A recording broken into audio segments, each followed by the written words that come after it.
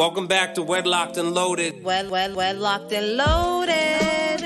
You women. Do not lump us all in one category. So you girls and lie and stretch the truth and try to get us jammed up. First of all, I'm a whole ass woman, right? Think about no that. No disrespect. Sounds like it to me. So why can't y'all, what is it with men that they just can't walk away? Depends how good it is. You don't want to give that away. Greetings, everyone. Another episode of Wedlocked and Loaded. This is episode 39, almost at the big 4-0. Yeah. I'm Daniel Laurent, and then I'm joined by some lady. You know what I mean? Oh, just some lady? Some lady. That ain't what you called me this morning. Really, Leah? Mm-hmm. Gross. Okay. So you want to really introduce me or what? Greetings, everyone. New episode, Wedlocked and Loaded, episode 39. I am your humble and talented and awesome guest, Daniel Laurent. Crickets. No, you're supposed to introduce me. Greetings, everyone. Wedlocked and Loaded, episode 39. I'm your humble, extravagant, awesomely talented guest, Daniel Laurent. And I'm joined by the one and only Leah, Nicole.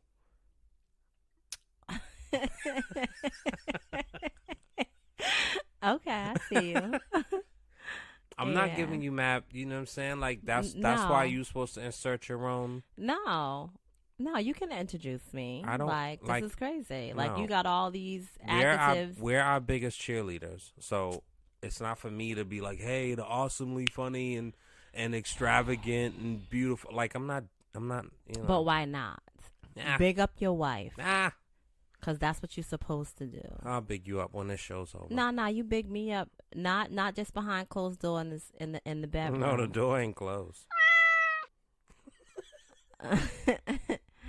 Anyway, you're not gonna big me up behind four walls, my friend. God. Okay, everyone, welcome. Wedlocked and Loaded, episode 39. I am awesomely talented and humble. Far from it. Is that like an oxymoron? Very much. All right. Daniel Laurent checking in. Leah Nicole checking in. No. Leah, but we're not going to redo this again. We can't so it's do all this good. for 15 minutes. It's all good. But I'm telling you right now, you better get it right. I don't have really an introduction. So my outro better be bomb. When the Breakfast Club is like, oh, Charlamagne the guy and DJ, like they don't. I don't care about them people. All right. Well, right. There you have it. I'm talking about, I wish them well and all those things, right? But I'm talking about you can't sit up here and be super descriptive about who you are, giving yourself, you know what I'm saying, mad props. Kudos. And then just blanketly say, here's Leah Nicole. Like, what kind of crap is that? Well, it speaks for itself. But it don't. All right, well, I'll work on it. Yeah. I'll make some notes. Yeah. So anyway, folks, we are back. This isn't an isolated issue, unfortunately. I think there's a lot of hurt and lost and a sense of hopelessness that plagues our community in particular, right? And so in particular in Boston, is definitely a lot of just acts of violence back to back that's happening, and what tends to happen is it's the same conversations of there's a meeting, and then there's another meeting about the meeting, and then there's outrage, and then sometimes you sprinkle in a press conference here and there, and sprinkle in, people calling people out and tagging people, and, maybe petitions, and then it kind of subsides, and then it happens again, and it kind of just is a cycle. And I think, there's some things definitely being talked about behind the scenes, and I don't necessarily want to have that discussion on this show, because I think Leah and I were very mindful in the constructing of this show that we didn't necessarily want to, and by no means saying that murder and homicides and acts of violence are hot topics in the same sense of, you know, what's going on with pop culture. But I think we were very mindful that we wanted to kind of just follow the beat of our own drum and really speak towards the marriage, the friendship, the relationship experience. And all those things could be weaved in, but we didn't want to kind of come on and talk about, you know, someone who just passed or some legislative act that just happened. We wanted to just kind of really stick in our niche space. But this kind of blends into a topic that we wanted to explore. And I don't know if I should ask the question and then you go, or just, so I'll frame it. So basically, you know, what I said to Leah is definitely a cycle. Let me give context, right? So my apologies.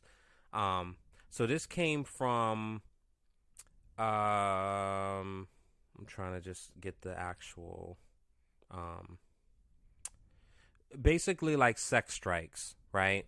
And I started thinking about sex strikes, and it's actually, it was a tactic used. It's a real thing that happened, right? And whether it's something that people should continue, I think there's a certain amount of power that women possess. And, you know, they'll say like power to pee or whatever, but there's a certain amount of power that women possess that I don't feel like gets yielded in a way that's like actually easier than whether it's, you know, pay scale equality or any of those other things. Like this on a basic level, like us guys succumb to what you have, right? Sometimes, at least speaking from a guy, speaking from someone who is attracted to women, it's like if I come home and I want something and I can't have it, it's going to change the whole trajectory of my night. So there's a power in that. Now multiply that by 30 days. Now, yeah, you can go out and find somebody else and trick off, but if it's a collective effort by women, I think there's power in that. Now, scaling it down to a micro level, I wanted to introduce the conversation of the attraction that women or young girls have towards a certain type of man, a certain type of male, a certain type of guy in a community,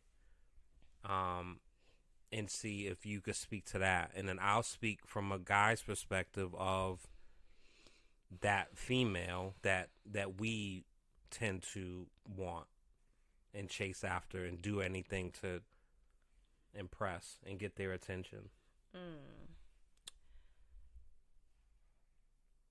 Okay. Because I know, you know, you was like, I seen the pictures. So let's start. You had like Mercedes and like, you know what I mean? You was posing on the cars and you had the necklaces and the dookie ropes and I did. the salt and pepper haircut and the whole, I seen it. You know what I mean? I mean, you lived it. You was there. So, of course, you should have saw it. You know what I'm saying? Like, what are we talking about? Nice. You know, when I think back to my younger days, oh, the single life back in the day, whoo, child. Nice. I definitely, you know what I mean? Like, I definitely wanted to have fun. Well, so, okay, so I just feel like this can go so many ways, right? The type of dudes some females are attracted to, I think really depends on, you know what I mean, like their upbringing, right? So if you've had a father figure in your life, whether it was your biological dad, a stepdad, an uncle, or, you know, like a family friend, or just, you know what I mean, like big cousins, so whatever, right? You most likely felt protected. You saw a lot of the game that, you know what I'm saying, like dudes would run. you know, if you were raised in a single household without any of that, right? Like, you know, you saw a mom struggling or grandma struggling, whoever's raising you, whatever guardian that had you, they was struggling. You know, you wanted to be in the latest fashions and you couldn't because there was just no money, right? I feel like my situation was just a little bit different, right? Definitely my mother's only child. She definitely lived, you know, she had a very low income. Um, However, I definitely like had a lot of the things that I wanted. I can't necessarily say that I really, really wanted for anything, but I would say my very first boyfriend. Now, he hustled, but he wasn't on the street hustling. At least I don't think. I'm absolutely sure he wasn't. You know, he hustled. He hustled the birth certificate, got a job, and was like legit working. Right? Dude definitely like spoiled the heck out of me. In terms of like, you know, the jewelry. Now this is me in the eighth So grade. it's his fault. The jewelry. I mean, like, you know, at one point, like, I couldn't, you know, be tying up the phone line or whatever, but because he wanted to talk to me, you know what I mean? Like, he got me a phone. And, you know, that could be, you know, a lot could be said about that. But,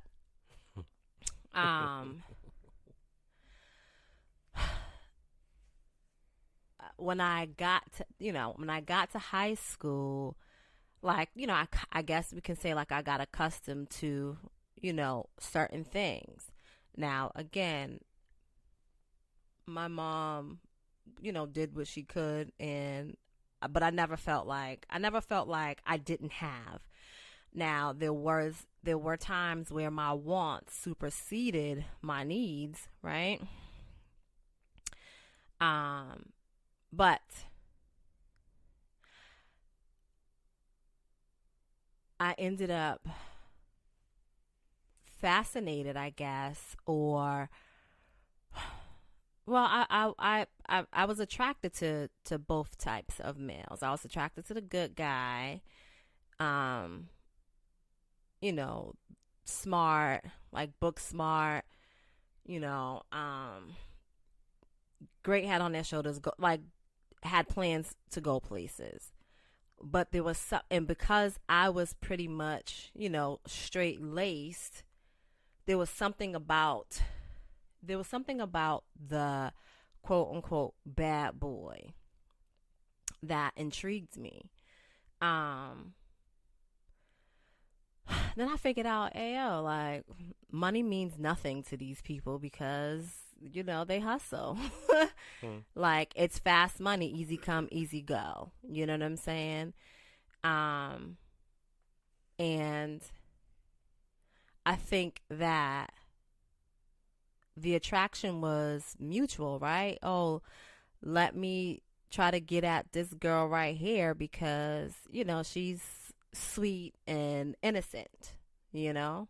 I mean, and it's not every girl, right, that likes the fast, you know, that fast life, right? But, you know, we definitely, again, I'll speak for myself. I definitely was, you know,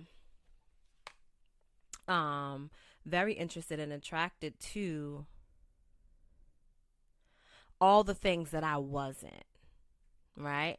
But the other thing with that was that I was hip to a lot of the game because I had an uncle that taught me way more than he would ever know.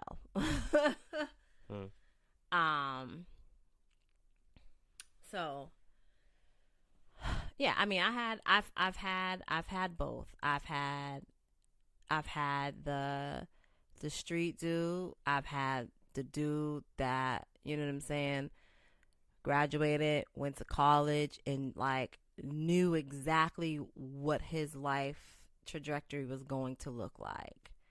I've had it all. I bet you have. Okay, whatever. I think my wake up call, though, you know, like for me, I wanted to be. It's kind of crazy because when I think about it, I had the good guy on the right and I had the street dude on the left. You know what I'm saying? Like I always had one of each at the same time. I did, because it was like it brought me a little bit of excitement, but also like You're a savage. there was some security, some safety with the good guy, right? And so some what I assume is that and those levels of safety are different with the guy that, you know what I'm saying, like that's on the street versus the guy that is straight laced, right? Like I'm dating top tier drug dealer. Like I know I'm a beast, you know, that's not really true right now, but back in the day it felt like as long as the police ain't after me, I'm gonna be good, right? Because he's gonna protect me because he's top dog. The other safety with straight lace would be more like, you know, he's into his books, it's work and home. Like there's nothing else. There's nothing else. So that's who I would be like, oh, you know, maybe I'll settle down with this. But anyway, my wake up call was I remember being at, you know, a boyfriend's house or whatever, and he was definitely in the streets at the time, and waiting for him to come home, and the cousin bust in the room and was like, oh, they arrested the people. You know, they're knocking, you know, they're downstairs trying to come in, asking if they can come in and search the house. And, you know, so she's like, where's the stuff? And I'm like, where's the stuff? Like, oh, shit. I'm in the room. Like, she started looking for shit and finding shit. And I was like, oh, shit.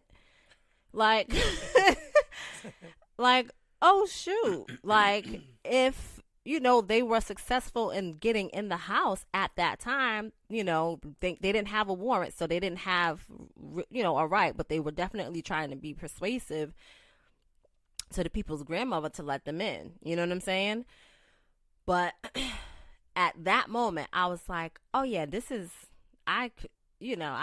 for me. I can't do this because ain't nobody in this room but me. And had they come in this room and found whatever they was looking for, then what? You know? But there was something in you that knew that wasn't the trajectory that you wanted. Oh, absolutely not. But there are people who are in that same situation and they lean into it. So again, I think it really, really depends on like upbringing and exposure. Like I really believe that. And your foundation. Absolutely. And I think that both things can be true. It's not to say, you know, I don't know how much. And what people tend to like glorify. You know what I'm saying? Like I definitely was like I loved Lexuses, you know? Like I could hear one coming down the street. I didn't even have to look at it. I could hear it and know which one it was. Savage. Okay? Like this is how much I loved those cars. You like the way the engine purred. Yeah, I did actually. I know. Don't I know? You know, there's a lot of glorifying, and people will say that they're not glorifying or not believe that they're glorifying, but there is a certain is glorification a word? I don't know. We'll roll with it. Mm-hmm. That happens because, you know, I think there's nuance, and so I don't know how much. It's one of those things like if you know, you know, Mm-hmm. right? So without being so autobiographical and descriptive, I think there's a difference between hustling and doing some things and like figuring some stuff out versus full on, right, you in know, the whatever. streets. I think there's a difference between, you know, if you're doing, you know, if you worked at like a company and you got access to like credit card numbers and you do something versus like going down the street and robbing someone at gunpoint and stealing their wallet and stealing their purse. You know, for me, now someone could say, well, stealing. For me, I think that one, there's inflicts definitely trauma, levels. There's and it definitely levels to it. yeah, like, you know what I'm saying? It's a different kind of thing. And so there's a lot of, you know, it sucks because back to what you said, it depends on how you're raised. I think it's just a cycle of broken foundations. Just brokenness, period. And, you know, I can't speak to 70s and, you know, I can speak to 80s, but I can't speak to like 60s and 70s. But statistically and the stuff that we know, it definitely was a lot of males that was absent from the home for different reasons. You know what I'm saying? For different reasons, but a lot of it kind of related to the same thing. But now, thankfully, I feel like I'm seeing a lot more fathers, and I care about black, so I see a lot more black fathers, black families, and if they're not together, they're still co-parenting in a way where the child benefits. And so I'm so happy about that. But I feel like it's so much brokenness that like that nice little slither that I see and that's my ecosystem is not even enough. Right. And so, you know, I can listen to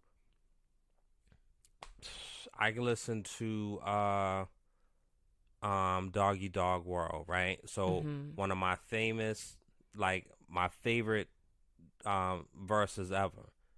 If corrupt gave my bitch, I'll always be broke, never no smoke. But you BBD, you hoochie groupie, I got no love for hoes. Something I learned in the past. How the fuck am I supposed? You know, you just want to get that off, and I'm through with it. Pass it to the homie. Now you hit it. Now listening to that did not, for me, the next day make me absorb that mentality and that way of thinking, where like I walk around like I got no love for hoes, blah blah blah blah, and you know, like I'm one of the guys out of. But partially, I think that is because, right, like it has a lot, healthy or not, right, like you had the foundation. Yeah. And I also appreciate it feel too. like Now I feel like you. Our environment definitely has an impact on us, but you know, we are innately who we are going to be. I agree. Right?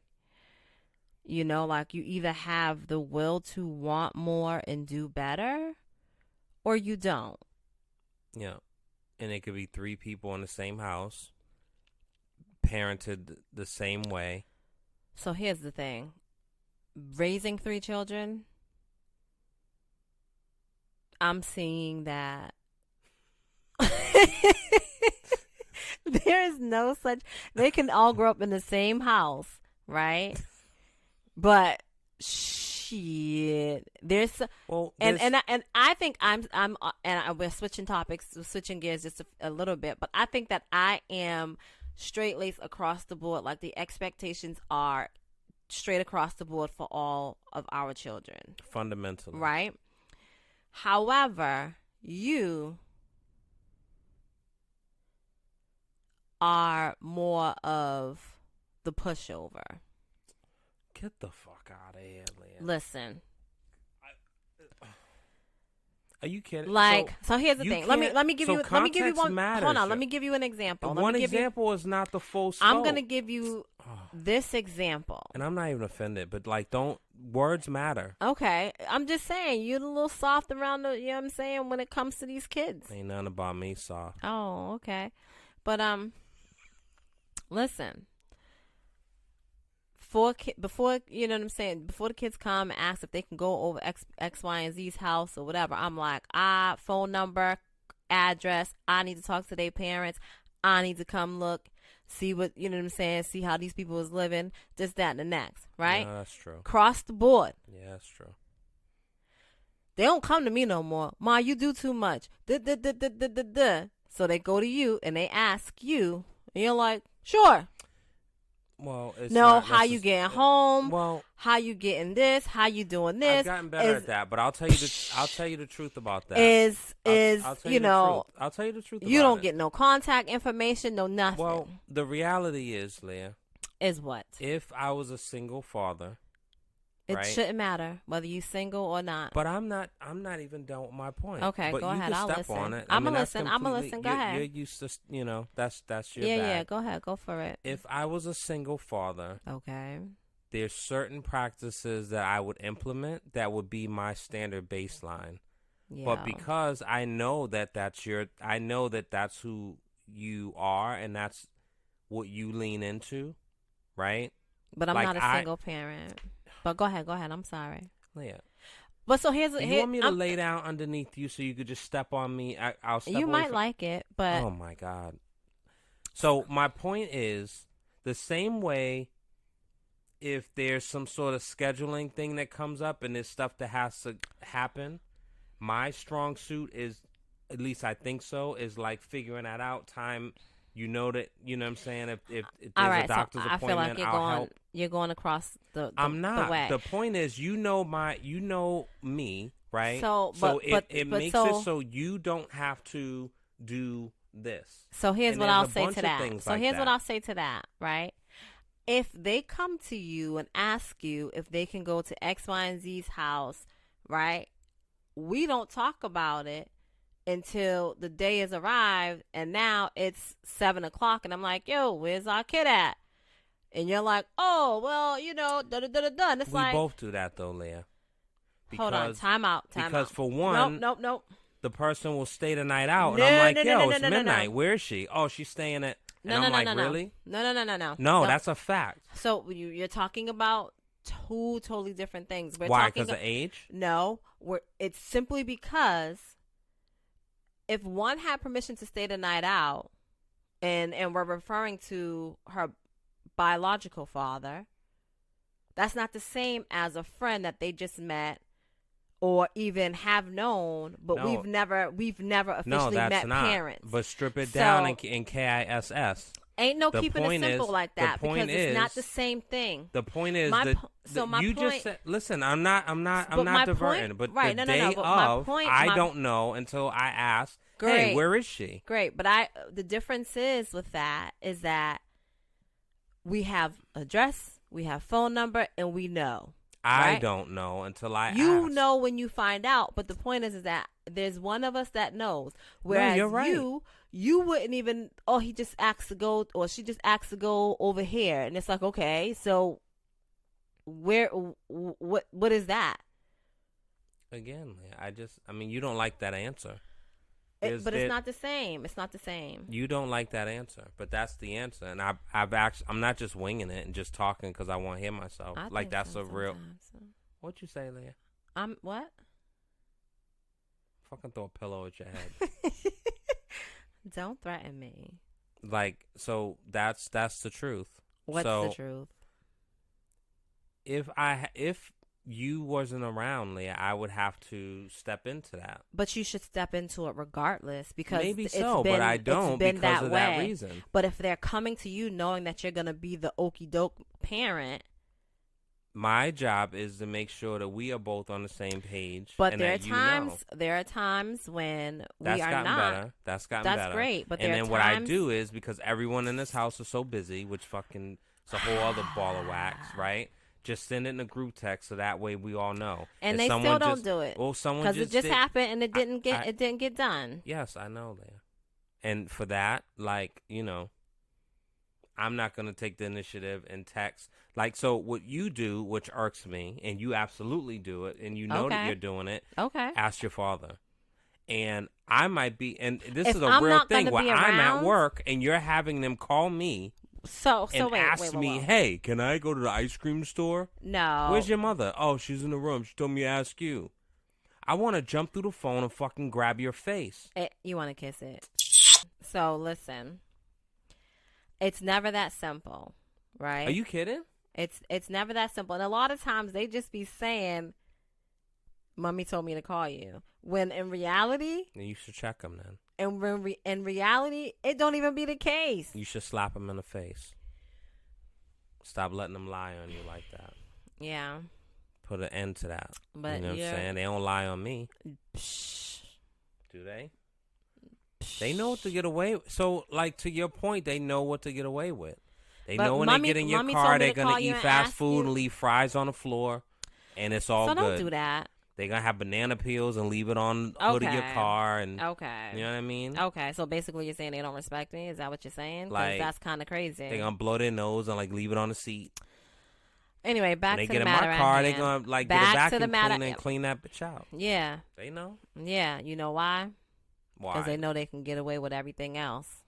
It's fucking why, nigga. The fuck. That's okay. Okay.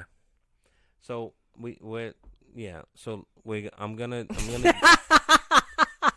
Why are you speechless? I'm gonna use a fishing rod and Reel it back in. yeah, I'm gonna reel you back in. So It's a good catch, my dude. well, I mean, yeah, You know it. I won't. This The weekend. people could tell you that too. The people this weekend. I Just know. in general, the people could tell you got a good catch. Yeah, I mean, depends on who I'm asking, Yeah. Well, and it depends on point of reference they have.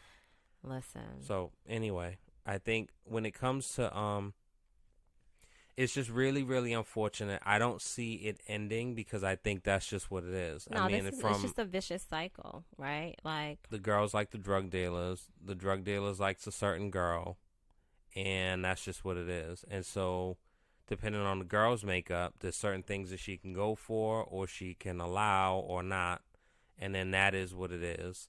And you have different extensions of it. So you have, who forgot the name, but the other one is Deb Antony, who told her story famously. That's an example. My mother, in her space, I forgot her name, but the movie, God in Orchard Park, you know what I'm saying, and the movie In Too Deep, and that was based off of, and we know who that person is.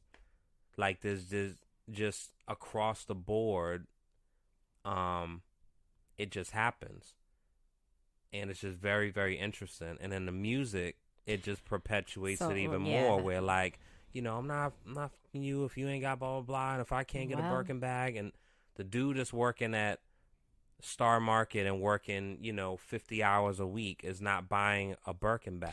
That's not the reality. So he might not be buying a Birkin bag. You're right. That's not the reality. And so no, that's not what that female is interested in. But I'll tell you, she's interested into the fast part. But even the fast part, like, it's still gonna take.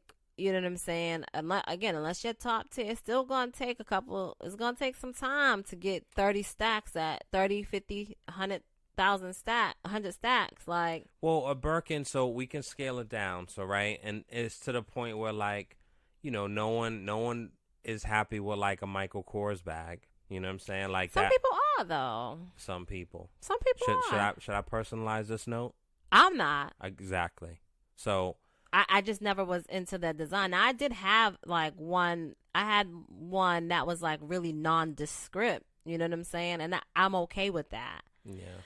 And I only got it because of the color and the functionality of it. You know what I'm saying? Before my time, because I mean. What'd you say? What? It wasn't before your time. I don't know. It was during your time. I know. But it just. But there's a certain cycle. And so the guy, you know what I'm saying, the guy that is not getting attention is looking at the guy that is of a certain ilk, certain lifestyle, getting all the attention from the person that they like. Mm-hmm. So then, depending on your makeup, you can make a couple of choices. So you can either you could be a hater, each pocket, and you could want to try to do something. You could either be motivated and get your own. Ow. You could try to go into that same field. What is going on, babe? We're recording. I'm sorry. It's just, it's unfortunate. It's really unfortunate, and it's it's. I mean, the point of having this conversation, I mean, it's just to have the conversation. I think part of any sort of change is the conversation, and then hopefully the intent to act upon it, and provoking thought. And so I just think from a parent standpoint, I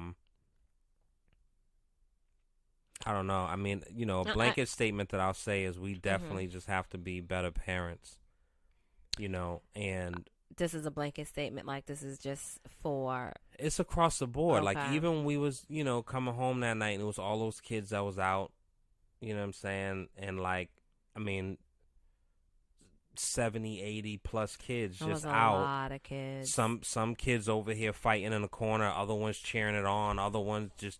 And it was like 11 o'clock at night. And we're not talking, like spring break, and this is, It wasn't summertime, though, but that doesn't make it... But it's not like, 19, 20, 21. Like, I wouldn't be surprised if there was 15, 16s. They were young teens, yeah. And, like, I couldn't imagine. I would be mortified to get a phone call of, like, But that's the thing, right? Like, so this is why I am the way that I am, right? Like, you call me a helicopter parent or whatever, right? I don't. But, dude, you definitely do. It's definitely been recorded, I don't even but it's talk okay. that way. I don't say helicopter. The It's kids okay. have called you that. No, you've called it, but it's okay. I don't take offense like that, to man. it. I don't take offense to it at all. But that's my point, right? Like, we need to, if we are saying that our children can go and spend time at somebody's house, like, we need to know what that looks like, right? Because we already know other people are not going to parent, they're not necessarily parenting the same way we are. Their values are not, and morals are not necessarily aligned with ours, right? Like, and that's okay. However, we need to be able to control how much exposure our children are getting to whatever that is outside of our natural alignment in this house. And, once they're outside, there's only so much that we can do, right? Because they will innately be exposed to the outside elements. But that doesn't mean that they have to sit in somebody's house and witness it. True. And for all we know, half of them kids done told their parents that they was going to be at this person's house. And they went to pick that person up. And now they out here on Blue Hill Ave in Norfolk Street stomping people out. Because they never did the follow-up. They never did the check-in with that parent.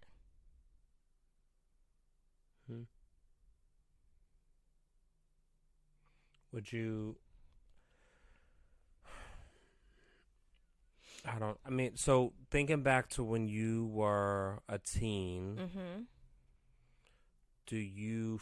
I guess it's hard to even say. I mean, because perspective is just, it's just different. But do you feel like it is worse, it's the same, it's lessened, it's more amplified? What is?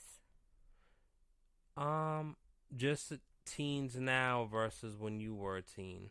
So let's say not 15. Let's say 17. 17? 17, 18.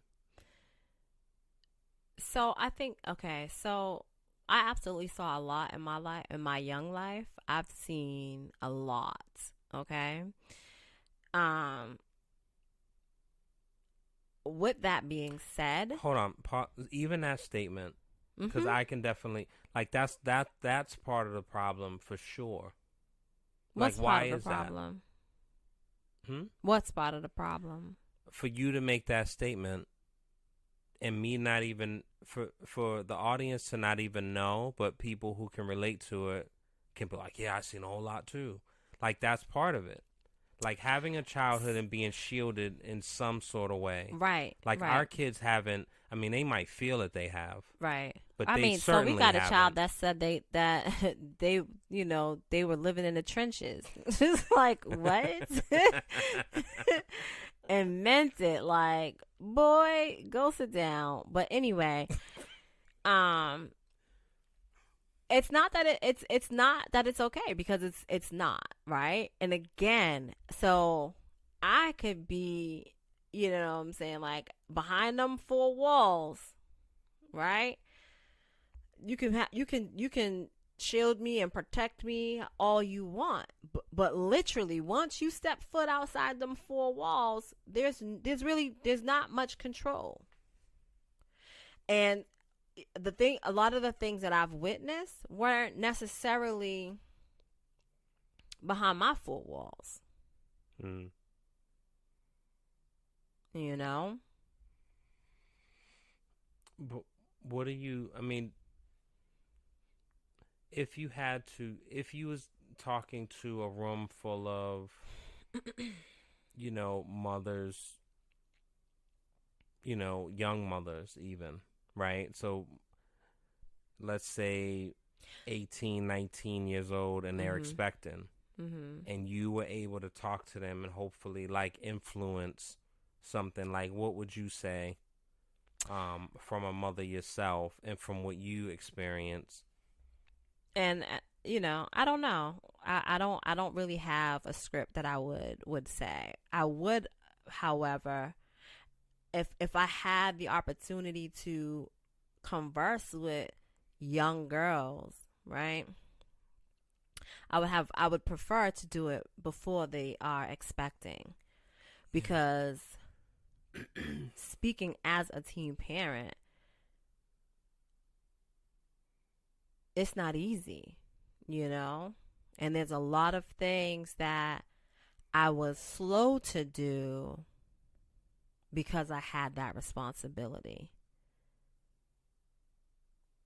Right now, I look at our girls, and I am like, you know, they beat the odds, you know what I'm saying?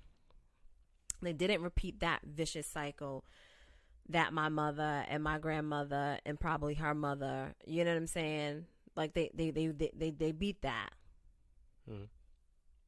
Hell, my mother, my father, like, you know, like they beat that.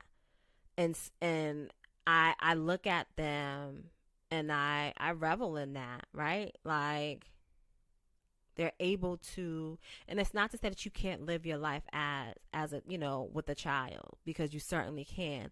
However, it's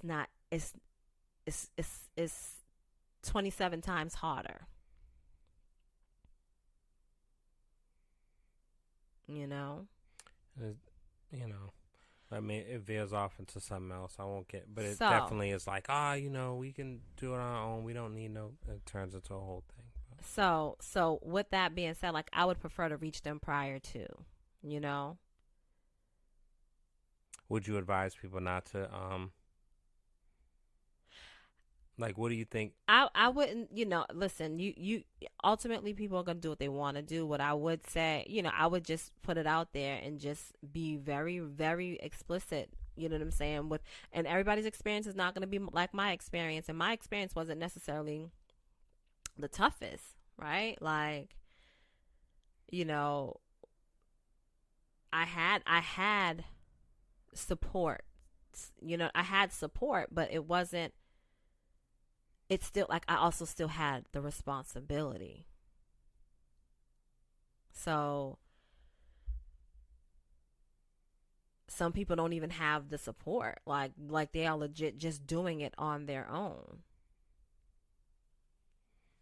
And, you know, get as far away from it as possible. You know, live the best you can, live the best life you can. You know, people are saying, oh, well, you know, I'll do it now. And I'll do it now, whatever, I'll get it out the way. Now, you know what I'm saying, that one turns into four, right? Yikes. And And, you know, they ain't never even, things are a little bit different now, but, you know, they've never even left Boston or whatever city they're from.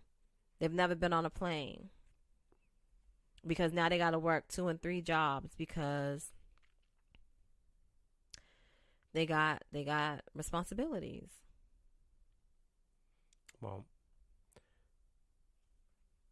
you know, one thing that I would say just across the board, regardless of what age you are, if Know you who don't you have, laying down with. if well, yeah, that too for sure. And even when you think you know, you still may not. But I think if you don't have the But again, the means and the foundation. infrastructure set up, make sure you have a village. If you don't have a village, then it's going to be really difficult because for a fact, when you're going to work or if you have a doctor's appointment or if you just feel like you're about to jump off a bridge and you just need a night out, all those things are going to really like be a hindrance when you don't have a village. Right. So yeah, I'll say that. But what I wanted to put a button on it kind of is the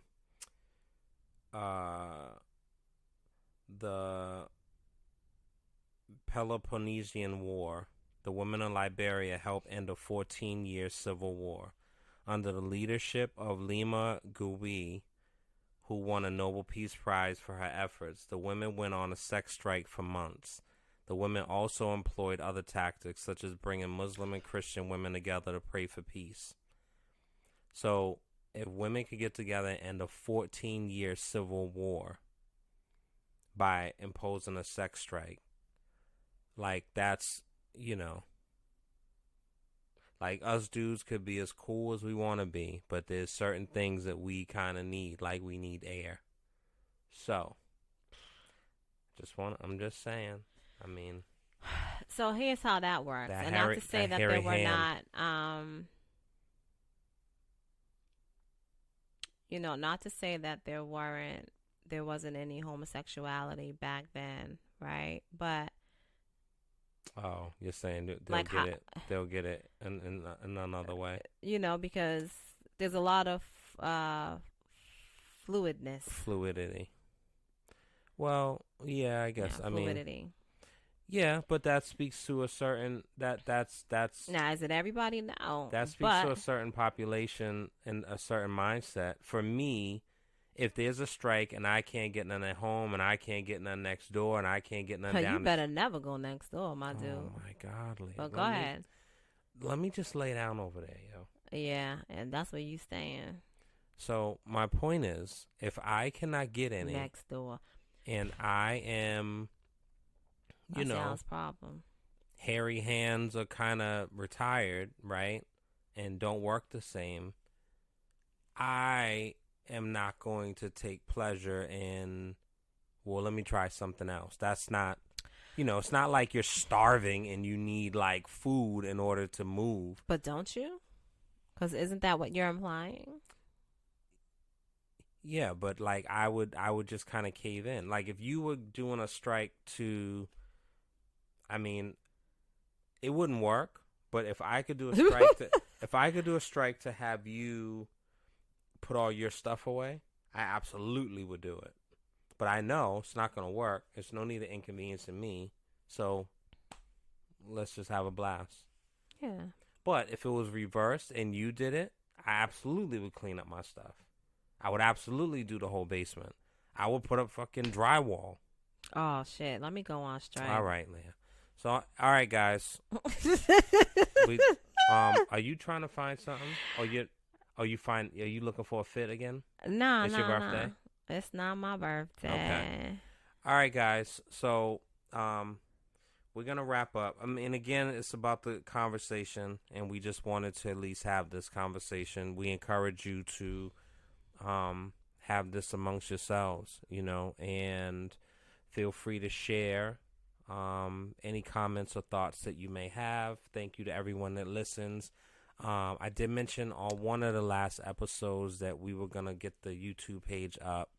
So that is up, and episodes are up there. Not all of them. It's probably like 15 or 10 or 15 more that need to be put up. But so that exists. What Locked and Loaded on YouTube. You can click on it and just kind of, listen and have that experience. I did want to add that, you know what I'm saying? Like, it sounds like you're doing your outro, but I wanted to also add, like, again, we talked about this before, when I talk about exposure, right? Like, I specifically my girls, right? Because I didn't know that a son was in the works, but specifically my girls, and they all reap the benefit of it, but like, it was one thing that was important to me. It was for my children to see different parts of the world, and they started, they were able to be exposed and explore that early, not because we rolling in dough over here, but simply because it was important to me to make that happen, because I never ever wanted any of my children to be so impressed with bullshit like I was, right? And like most young people are, right? You see stuff, you see the big ass chains and jewelry on what we had, MTV Raps, Rap City, what was it? I mean, 106 in Park, but like what? Well, culture-wise, but I mean, I was thinking, but that's a different level. Lifestyles of the Rich and Famous. Well, and all that. And definitely watch that. But like, I mean, like MTV Cribs. You know what I'm saying? Like just, or even just basic rap videos, right? Like you're seeing cars. You know what I'm saying? Rimmed out, big spinners, all the things, right? I wanted more for my children. So in order for them to have more, they needed to be exposed to more. Excuse me. And that exposure, it was just like, oh, Miami, I've been there a few times. No big deal. If that's what you want to do, then that's cool. Like I definitely didn't want my kids to be impressed by whoever, what, just simple basic stuff. So my mission was to expose them to most things that I never even bore witness to. And so I feel like we've succeeded in that. For sure. We've succeeded in that. I don't even know who I was talking to, but it was like, wait, he went where? You brought your son where? And he only turned 15? Like, I'm 40 something years old and I ain't never even been there.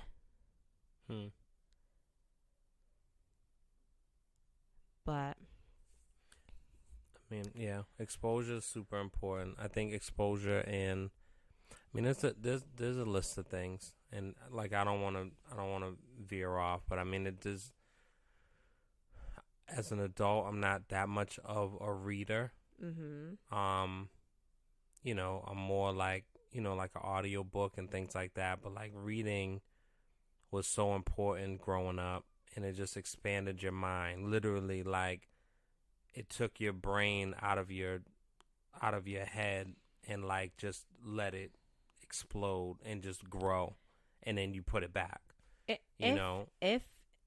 not it doesn't work for everybody, right? Not everyone is. I think it depends. Like I don't know if I was ever so because I was never that way, it didn't translate into being an adult. Some people absolutely can have a 400-page book and get it on Monday and be done by like Wednesday. Like that's their thing, and they're reading page to page. I've never necessarily ever been that way where it was something that I just had to read.